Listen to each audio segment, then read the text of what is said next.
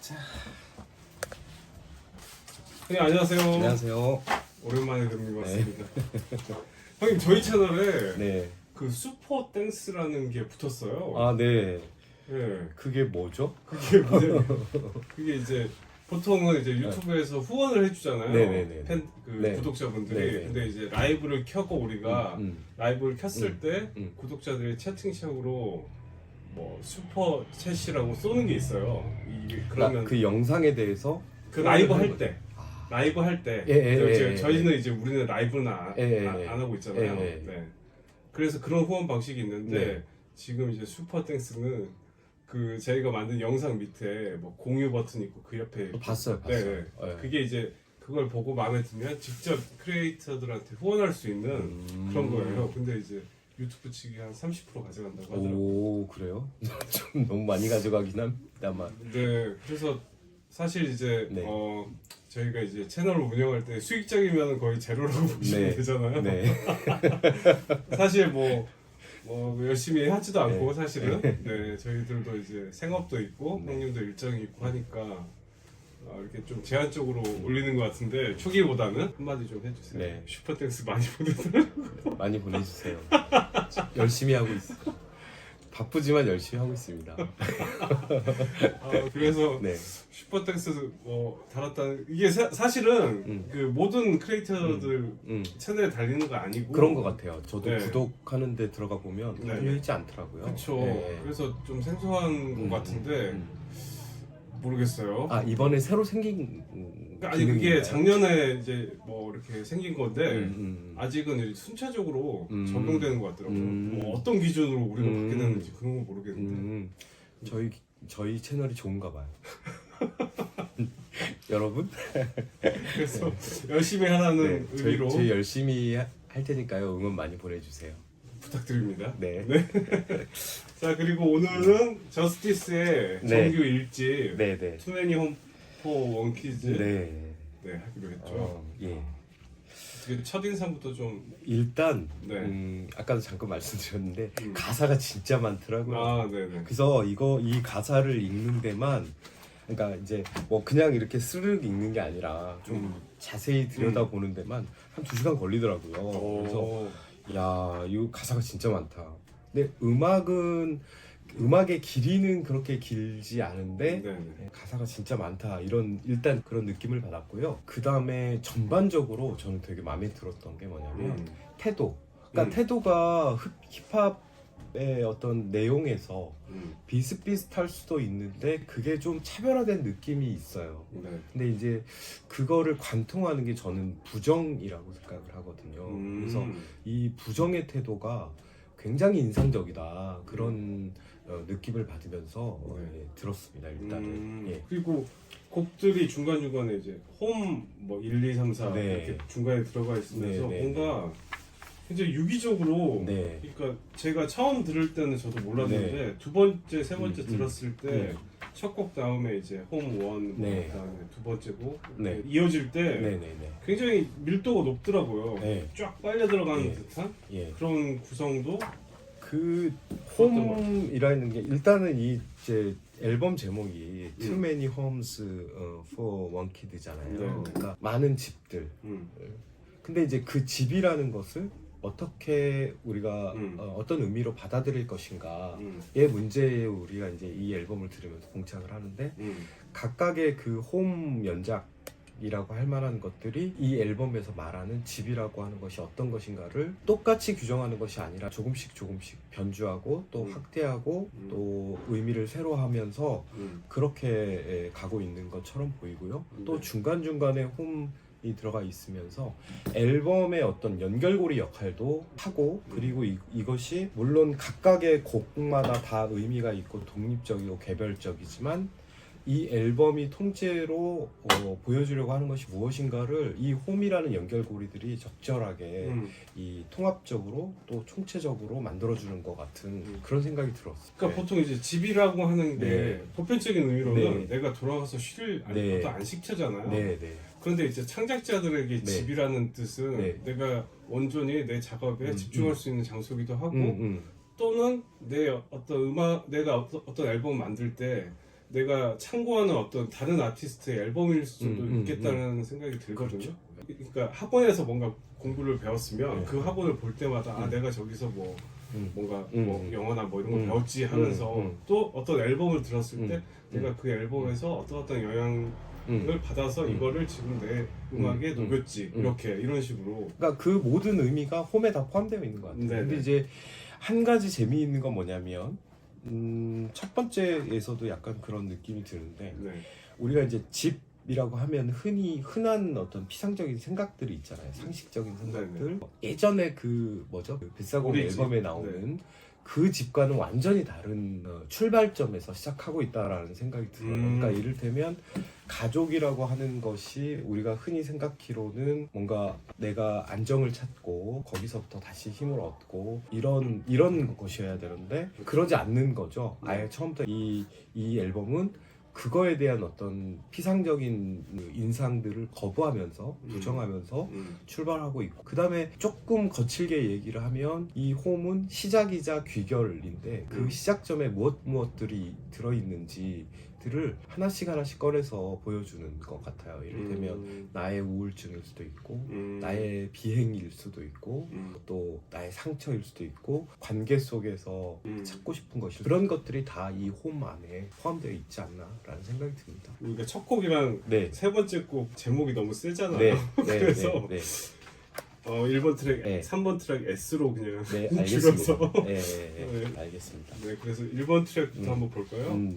이거는 후렴이라고 해야 되나? 코러스라고 해야 되나? 네, 코러스. 코러스 부분이 되게 귀에 많이 남는 네. 내용을 떠나서 일단은 네.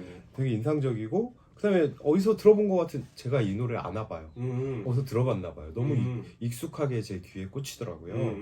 네, 그런 느낌이고 근데 이제 이 곡이야말로 그 어떤 부정의 출발 같은 그러니까 자기 서사인데 자기 서사가 보통은 이러쿵 저러쿵 해서 어떻게 이렇게 됐어라고 하는 게 이제 자기 서사인데 이게 물론 뭐 친구 또 어떤 선망에서 음악으로 진입하는 과정 뭐 이런 것들도 드러나지만 네. 엄마에 대한 이야기가 여기서 슬쩍 나오거든요. 뒤에 또 자세하게 나오긴 합니다만 네.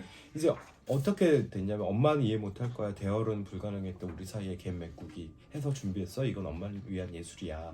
이렇게 이제 얘기를 하거든요. 근데 여기서 엿볼 수 있는 건 엄마와 막 화해롭고 엄마가 감싸주고 이런 관계가 아니라는 거죠. 그렇죠. 예, 엄마와 일종의 갈등의 관계가 있고 그 갈등 사이에는 돈 버는 일에 관한 것도 있는데 처음에 동네 형들 때문에 뭐 어떤 선망하고 또 그런 것이 되고 싶고 그러다가 다시 음악을 발견하고 음악에 진입하고 그러면서 결심을 했나 보죠. 예, 결심을 해서 작업실을 차려서 이 작업실에서 컵라면으로 배를 채워가면서 뭔가 하고 있는데 아마 우린 모두 패배자야 이런 절망적인 인식이 있어요. 이 노래에는. 예, 그래서 엄마한테 이렇게 자신 있게 이건 엄마를 위한 예술이야 라고 하지만 이게 잘 될까?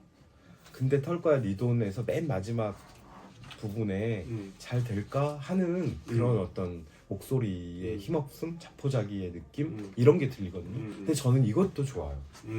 이게 왜 좋냐면 우리가 막 희망에 대해서 낙관적으로만 이야기를 한다고 해서 어떤 희망에 대해서 이야기할 수 있는 건 아니거든요. 그러니까 사실은 희망의 짝패는 절망인데 그 절망을 어떻게 잘 들여다보느냐가 진짜 희망을 견인할 수 있는 것일지도 몰라요. 그러면 이 자기 서사의 끄트머리에 잘 될 거야 뭐 이렇게 하지 않고 절망의 감정을 집어넣었다라고 하는 게 굉장히 저는 인상적이었고요. 예, 그렇습니다. 이것만으로는 굉장히 암울해요. 전망 자체도.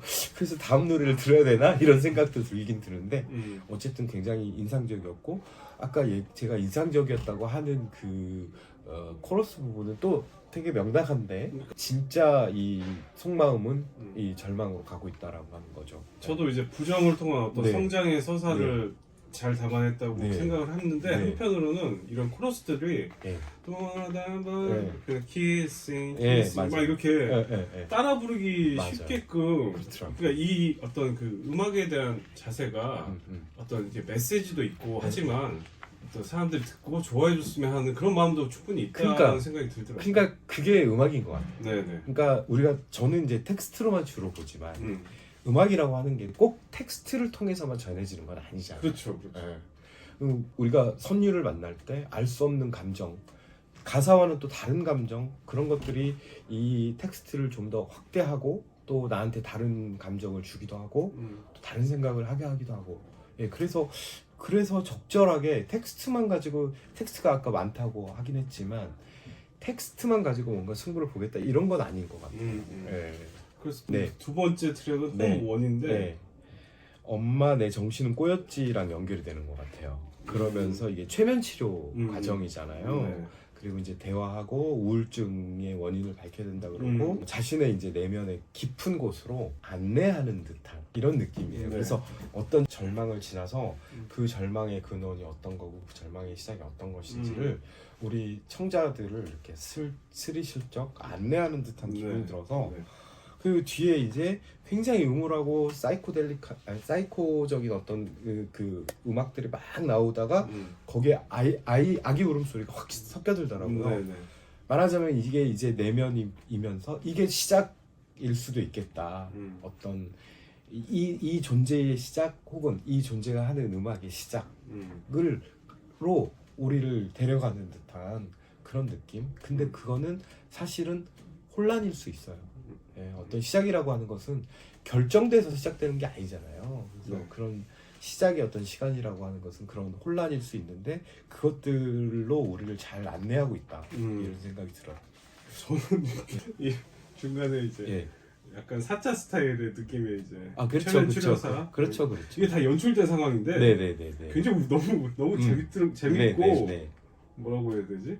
귀엽더라고요. 그러니까 처음에 그 목소리가 변조돼서 나오잖아요. 너무 귀여웠어. 최면치료사가. 네. 근데 목소리를 변조해 하는 게 무슨 의미가 있지 이런 생각도 들고 실제라고 하는 것을 좀 드러내기 위해서 그랬을 수 있는데 굉장히 공들여서 잘 만들었다는 생각도 들고. 그렇죠. 그래서 이런 거를 이런 거를 머릿속으로 생각해서 실제 어떤 뭐 친구를 섭외했든지 누구 어떤 래퍼를 섭외해서 이렇게 연출하게 하고 막 이런 과정들이 약간 상상이 되니까 되게 재밌더라고요. 저는 재밌었어요. 근데 이제 우리가 이게 연출된 거라는 걸 알아도 이게 꼭 사실이 아니더라도 이 사람이 보여주고 있는 것은 있는 거죠. 네.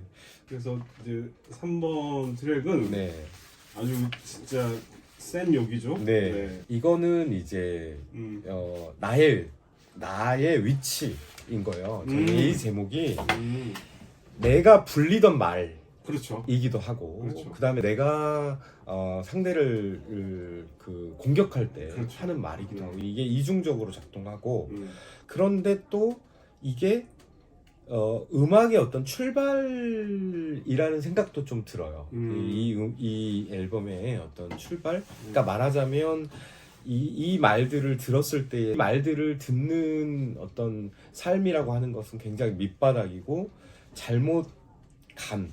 그러니까 이제 여기 보면은 내 거리를 원래대로 우리 거리를 원래대로 이러면서 어떤 그 엇나간 삶의 밑바닥에서부터 키워온 어떤 부정의 정신이 지금 이 욕설을 통해서 드러나고 있다라는 생각이 들거든요. 근데 그거는 이 말을 하는 자신 혹은 이 말을 듣는 사람이 살아온 삶을 윤리적으로 규정할 필요는 없어요. 네, 그렇죠? 윤리적으로 규정할 필요는 없고 말하자면 이 가사는 비행의 시절이잖아요. 그러니까 뭐 가출하고 엄마한테 뭐 키워놨더니 뭐 이런 소리 듣고 그다음에 법정에도 서보고 뭐 선생들 뭐 어쩌고 저쩌고. 근데 이제 이 행동이 뭐 옳았다, 글렀다 우리가 윤리적인 판단을 할 수는 없지만 어쨌든 이 과정을 통해서 부정의 정신 출발했다라고 하는 것은 확실한 것 같고요. 그러면서 그 부정들이 어디서 되냐면 뭐 대학, 그 다음에 기성의 어떤 어른들, 기성세대에 대한 부정, 그러면서 이제 그 어떤 이 음악에 대한, 그러니까 흔히 하고 있는 음악에 대한 어떤 시스템적인 거에 대한 어떤 부정으로 발전해가고, 그런 과정들이 되게 재밌었고요. 그다음에 그렇다고 해서 자기 부정이 없는 건 아니에요. 예, 자기 부정도 있고 타자도 부정하고 이 부정, 그러니까 나도 부정하고 너도 부정하고 이게 저는 중요하다고 생각을 하거든요. 그럼 여기서 어떻게 어디로 가게 되냐면 그럼 누가 옳으냐 이렇게 물어볼 수 있고 여기 right 이런 말이 계속 나오잖아요. 물론 뭐 이게 그치? 뭐 이렇게 물어보는 것일 수도 있지만 뒤에도 보면은 뭐 올바르게 생각하지 않아 뭐 이런 영어 가사도 있는데 어쨌든 누가 옳으냐 이런 거를 물어볼 수 있는 그래서 부정의 정신이 결국은 가닿는 곳이 바로 거기거든요. 이 세계를 부정하면서 그럼 옳은 것이 뭘까? 한번 찾아가 보자 이렇게 되는 거거든요. 네. 근데 또 중요한 거는 모르겠다라고 이야기하는 거예요. 저는 그 태도가 또 좋아요.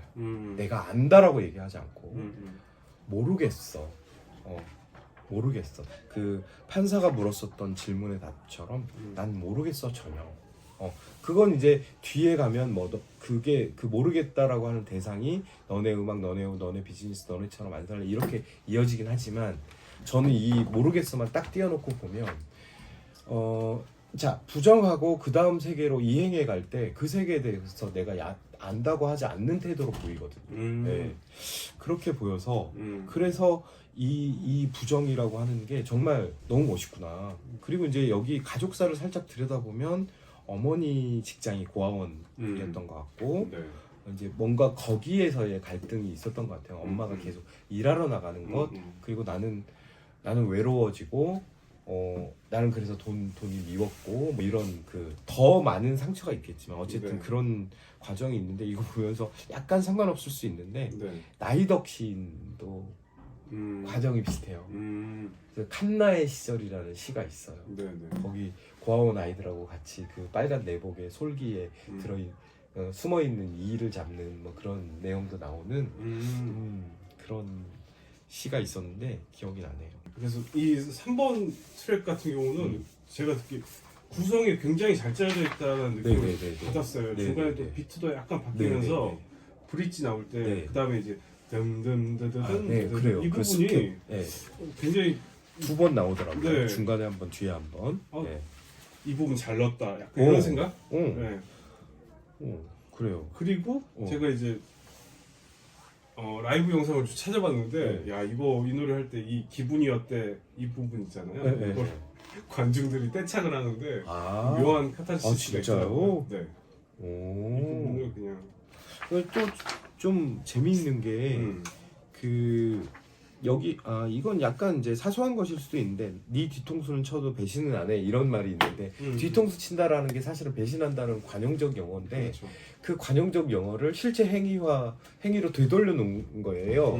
그러니까 이제 약간 이런 사소한 데서도 이런 어떤 부정의 그러니까 부정이라고 하는 게 꼭 뭐를 거부한다거나 그거를 싫어한다거나 이런 게 아니고 그것을 통해서 우리가 흔히 알고 있던 것들을 뒤집어 보게 하는 어떤 역할, 규범적으로 결정된 것들을 뒤집어 보게 하는 역할을 하는데 이런 사소한 데서 그런 일을 하고 있다는 생각이 들고 뒤에 가면은 이제 오토바이 소리 효과음이 이어지면서 끝나던데 그 다음 홈 2로 이어지더라고요.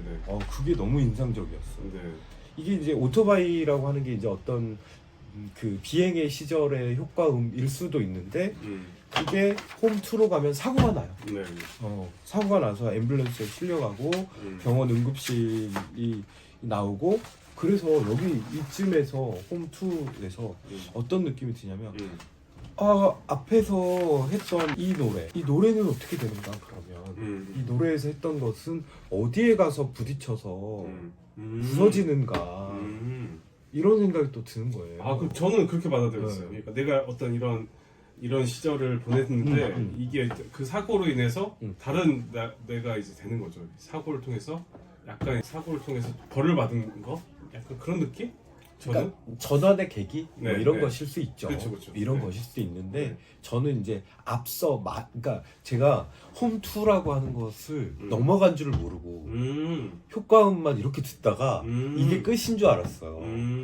그러다 보니 그 노래에서 계속 이어져서 응급실까지 이어질 때 그럼 이건 노래는 어떻게 되는가 처음에 그렇게 생각을 했던 거예요. 근데 응급실부터가 아까 이제 사고부터가 홈 투더라고요. 그래서 남 PD님이 얘기하는 게 맞는 것 같아요. 이 네네. 어떤 계기, 그 계기들이 이제 다시 어떤 출발로 우리를, 그러니까 이 음악가의 출발로 네.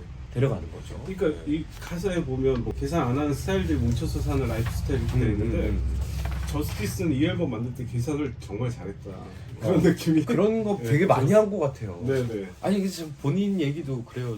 무슨 정책을 정하듯이 난 살아 이런 가사도 있잖아요. 네. 그럼 5번째 네. 트랙으로 넘어갈까요? 야 노원. 네. 야 이 노래는 좀 당황스러웠어요.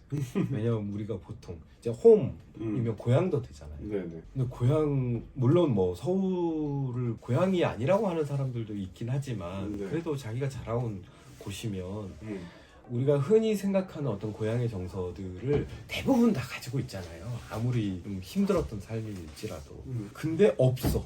제목처럼 없어. 그 정서가. 그래서 말하자면 이제 조금 거칠게 얘기하면 고향 혹은 태어난 자리, 자라온 곳에 대한 부정으로 이렇게 읽히더라고요. 네. 그러면서 이제 난 최고가 되려 그러니까 그거죠. 노원에서는 진심이 없고 믿음도 없고, 그러니까 그게 노원이라고 하는 특정한 동네이면서 노원이기도 하고, 그다음에 사실은 그런 것들이 모여 있는 어떤 세상이기도 하고, 그런 세상에서 태어나서 자라서 난 최고가 되러 왔지 이렇게 이야기하듯, 말하자면 어떤 키드의 제목과 첫 곡에서 나온 그 키드의 성장사 혹은 또 거기를 벗어나서 진짜를 향한 어떤 몸부림, 진짜라고 하는 어떤 그런 몸부림, 그 과정에서 또 신도 약간 부정되는 느낌이 있어요. 뭐 영혼이 없는 어떤 가사라든가 그런 것들을 비판하고, 그 다음에 뭐 경제적 현실이 어쩔 수 없이 또 영혼을 트레이드 해야 되는 뭐 이런 것도 현실적으로 드러나긴 하지만, 재미있는 죽음을 각오하는 일이 뒷부분에 나오거든요. 네. 내 집을 비워놔, 난 전불 걸어 장의사에게 전화. 근데 이게 진짜 막바지에 나는 이제 다 걸었어, 더 이상 갈 데가 없어 라고 하는데, 앞에 보면 전쟁이라는 말이 나오잖아요. 네. 라임은 총알이고 이런, 그러니까 상대는 경쟁이라고 생각하지만 나는 여기를 전쟁이라고 생각하고, 전쟁은 아까 얘기한 대로 목숨을 걸고 나가는 곳이잖아요. 네. 그래서 말하자면 이 사람이 이 어떤 진짜 혹은 진실 혹은 그 진짜의 음악을 찾아가는 각오가 그냥 어떤 경쟁 관계에서 이겨야지 이런 느낌이 아니고 정말 다 걸고 나는 목숨을 걸고 갈 거야, 이런 비장함 같은 것도 좀 느껴졌어요. 네. 그리고 약간 노원이 조금씩 바뀌는 것 같아요. 그러니까 이제 진짜 어떤 내가 자라온 장소로서의 노원, 그래서 내가 다 겪어봤지 뭐 이런 것도 되는데, 뒤에 가면 난 진짜들만 데리고서 나가니 뭐 노원, 거긴 노원 이렇게 될 때 거긴 아무도 없어. 이게 약간 괄호치고 거긴 나밖에 없을 거야, 이렇게 이런 어떤 살짝 숨겨진 자신감 이런 것도 좀 보였고, 그랬어요. 6번째. 네. 홈 3. 결국 이제 이 홈은 다시 규정되는데, 결국은 홈이라고 하는 것은 음악이 태어나는 곳이면서 내 어떤 뿌리이면서 또 근본이면서, 그리고 그것이 남들과는 다른 나만의 정체성이면서, 이 태도, 이 음악적 태도를 아주 잘 드러낸 노래라는 생각이 들고, 이게 제가 좀 모르는 게, 이게 180g이 뭐예요? 이게 LP 무게라고. 그래요. 네. 진우션의 앨범도 나오고, 그리고 그런 태도들이, 이게 여기 보면 인상적인 가사가 루츠를 풀어서 이렇게 My R to the double O to the T S is art 이렇게 나오는 이 부분도 재미있었고, 결국 이것을 찾아가고 있는 이 시작점, 그리고 이제 음악적 어떤 여정이 좀 드러난 것 같아요. 대학을 가서 아마 어쨌든 재즈가 먼저 나오고, 그래서 그런 어떤 우여곡절 끝에 뭐 모든 전설들, 제가 생각하는 롤 모델, 또 카니에처럼 대학을 중퇴한. 예. 그러고 나서 이제 본격적으로 힙합의 길로 접어든. 그러면 근데 제일 인상적이었던 거는 우린 다른 존재니. 저는 이게 다 이 노래가 다 했다는 생각이 들어요. 우린 다른 존재니. 그러니까 저는 이게 평범한 말일 수도 있는데 네. 예, 그러니까 이것이 단지 구분이 아니라 자기만의 어떤 정체성을 확보하고 그 정체성에 대한 어떤 자부심, 자신감을 가지고 밀고 나가겠다라고 하는 의지의 표현인 것 같거든요. 그래서 그것이 결국은 혹은 음악에 대한 이 사람의 아주 근본적인 뿌리 깊은 태도 이런 거라는 생각이 들어요. 그래서 이제 홈 3에서는 네. 그러니까 내가 어렸을 네. 때 힙합을 의식하지 네. 않았을 때 네. 들었던 어떤 네. 뮤지션들 네. 그다음에 네. 음악을 본격적으로 네. 들으면서 뭐 받았던 어떤 그런 음악과 관련된 네. 에피소드들을 집어넣고. 근데 앞부분에서 사실은 아까 전곡에서 신이 약간 부정되는 느낌이 들었다고 했잖아요. 네네. 그리고 이제 악마가 뭐 어쩌고 네. 이렇게 나오는데 여기서는 다시 또 이 코러스 부분은 또 신을 찾아요. 그러니까 이제 이 다음 이 곡부터 계속 신한테 뭐라고 이야기를 하는 느낌이 있어요. 나의 힙합을 뭐 구하소서, 내가 당신의 영혼을 구하겠습니다. 뭐 이런 식의 가사들이 있잖아요. 네. 네. 그리고 7번째 트랙 네. I'm got none. 나는 아무것도 없다 이런 뜻이잖아요. 저는 이것도 좀 재밌는 것 같아요. 여기서 분명히 그렇게 이제 이 얘기는 이제 이것도 역시 아까 전곡에 이어서 어떤 음악적인 태도, 다름, 그리고 어떤 예술이라고 불리는 어떤 허위, 어떤 소위 예술이라고 하는 어떤 말해지는 것들의 어떤 허위성, 그다음에 결국은 그 시스템 안에서 막 이렇게 움직이고 있는 것들, 그런 이야기들을 하고 있는데, 그리고 또 그러면서 fear about me 하면서 I ain't got none 이런단 말이죠. 그러니까 이 맥락, 그러니까 나 아무것도 없어. 그러니까 그런 느낌이 들었어요. 계속 이야기를 하면서 자, 내가 왔어 이런데 그치만 나는 아무것도 없어 이런 느낌이었거든요. 그러니까 그 아무것도 없다는 것이 새롭게 어떤 의미를 입게 되는 그런 느낌이었거든요. 네. 내가 뭐가 많아 이런 느낌이 아니라 난 아무것도 없어. 자, 어쩔래? 근데 그 아무것도 없음이 너희가 있다라고 생각하는 것은 나한테는 없어 이런 느낌도 들고. 그리고 99 프로블럼스는 뭐예요? 그러니까 문제투성인데 겁이 나는데 내 주변에 아무도 없다, 나밖에 없다 믿을 놈은 그런 뜻 같기도 해요. 그러니까 99 프로블럼스라고 하는 게 자기 자신을 가리키는 것일 수도 있고 이렇게 나오니까. 근데 이 음악적 태도가 잘 드러나는 부분이 어떤 거냐면 이건 네가 긴장 안 한 곳에서 끌어올린 긴장 이런 거라든가 내가 방금 들려준 건 네가 잃은 초심과 아직 잘 뛰는 나의 심장. 그러니까 되게 자부심 있으면서도 내가 음악적 태도가 어떻게 다르다라고 하는 것을 아주 잘 보여주는 그런 거라는 생각이 들고, 그 다음에 여기 또 진짜 쩌는 너넨 다르면 싫어하지. 그러니까 난 다르다는 거죠. 그러면서 너네가 원했던 새끼 내가 아니면 그게 누군지 몰라도 존나게 조용한 새끼라니까. 이게 굉장히 자신감 쩌는 이야기인 것 같아요. 야, 내가 왔는데 니네가 원한 게 나야. 내가 아니라면 누구겠어? 어디 있어? 얘기해봐. 뭐 이런 느낌. 그러니까 앨범 자체를 만들 때 지금 이제 뭐 프로듀싱도 저스티스가 했지만 작업을 계속 혼자 해왔거든요. 회사에 소속돼 있거나 거기서 오는 어떤 뭐 얘기도 있는 것 같아요. 그렇구나. 근데 또 중간에 디제잉이 이게 막 들어가 있더라고요. 네. 그게 또 되게 인상적이었어요.